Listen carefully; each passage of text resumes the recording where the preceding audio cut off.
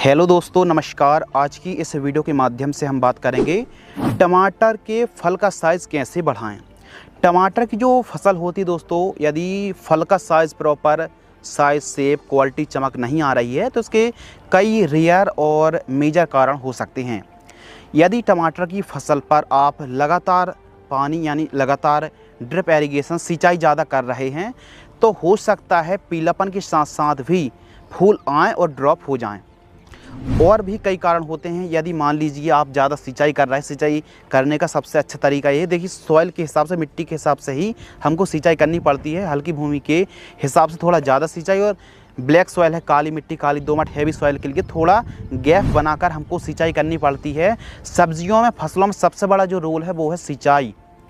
यदि आप जड़ों के पास जो जड़ें हैं उसके 2 इंच गहराई की यदि आप मिट्टी खोद करके लड्डू बनाएंगे, यदि लड्डू उछालने पर, हाथ पर आने पर यदि फूट रहा है तो समझ लीजिए काफ़ी अच्छी सिंचाई आप कर रहे हैं, ठीक ठाक है। यदि लड्डू फूट नहीं पा रहा है तो उसका मतलब ये है कि आप सिंचाई बहुत ज़्यादा कर रहे हैं। सिंचाई थोड़ा सा गैप बनाकर सिंचाई करें, ज़्यादा फ़ायदे में रहेगा। तो ये तो पहली बात हो गई। दूसरी बात होती है न्यूट्रिशन डिफिशियंसी, पोषक तत्वों की कमी।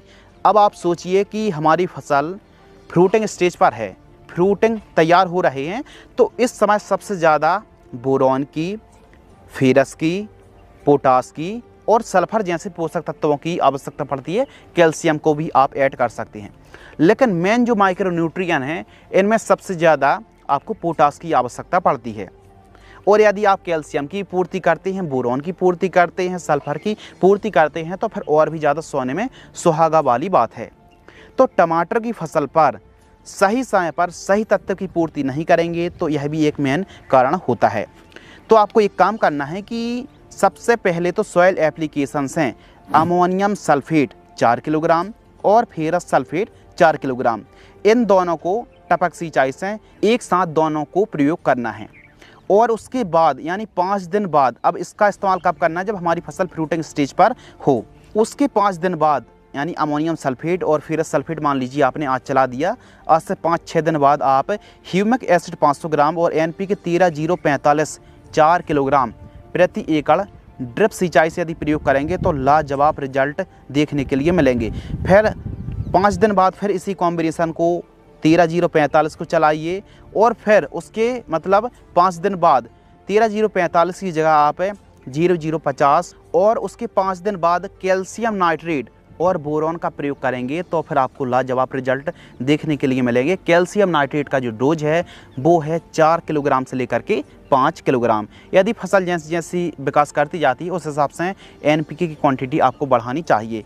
फसल एकदम थोड़ा कम स्टेज पर है, यानी 50 दिन 60 दिन की फसल है तो 3 किलोग्राम में भी काम चल जाएगा। और बोरॉन यदि आप ड्रिप से चला रहे हैं तो 250 से 300 ग्राम 1 एकड़ के लिए सफिशिएंट है। तो इस प्रकार आपको सॉइल एप्लीकेशन से प्रयोग करना है और एक स्प्रे आपको लेना है।